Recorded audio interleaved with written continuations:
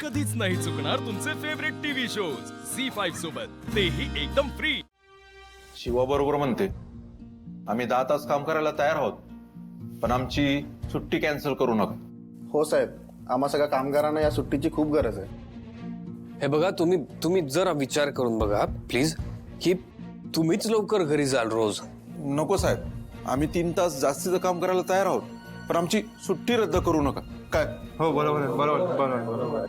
आणि साहेब, आठवड्यातून 2 दिवस जर सुट्टी देणार असाल ना, तर उरलेले 5 दिवस आम्ही सर्व कामगार जीव तोडून काम करू साहेब। हो, बरोबर करू ना आपण। तुम्ही सगळे शांत व्हा। हे बघा, इथे सगळे तुमच्या भल्याचाच विचार करतायत, फक्त वेगवेगळ्या पद्धतीने करतायत। तुम्ही अजिबात काळजी करू नका, तुमच्या हिताचा निर्णय होईल। फक्त थोडा वेळ द्या आम्हाला।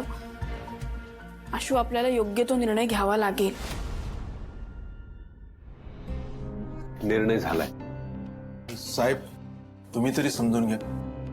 अरे, आम्ही तुमच्या हिताचा निर्णय घेऊ एवढा तरी विश्वास आहे ना तुमचा? हो भाऊ। आम्ही सगळ्यांनी तुमचं म्हणणं ऐकलं, त्यावर विचार केला आणि आम्ही या निर्णयापर्यंत आलोय।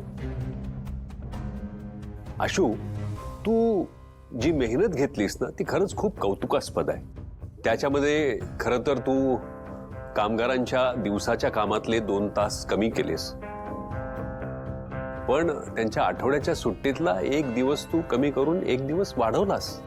यामध्ये कंपनीच्या फायद्याचा तू विचार केलास, पण कामगारांच्या हिताचा थोडा विचार कमी झाला।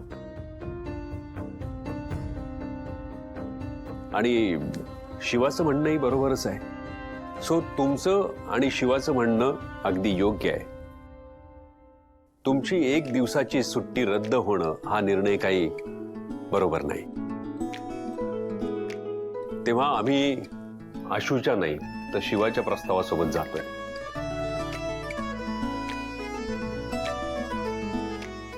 हा, तुम्हाला सगळ्यांना दिवसाचे 2 तास जास्तीचं काम करून तुमची जी 2 दिवसाची सुट्टी होती ती तशीच राहणार आहे। साहेब, खूप उपकार झाले तुमचे। साहेब, आम्हाला माहित होतं तुम्ही चुकीचा निर्णय घेणार नाही।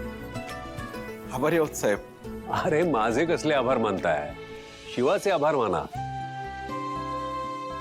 तिच्यामुळे खरं तर आम्हाला तुमच्या मनातली खरी भावना कळली। शिवा, तू आज मीटिंग मध्ये आमचा आवाज बनलीस।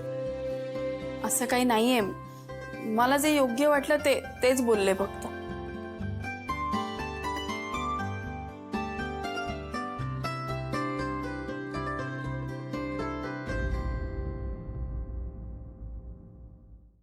झी5 ॲप डाउनलोड करा आणि पहा सर्व एपिसोड्स एकदम फ्री।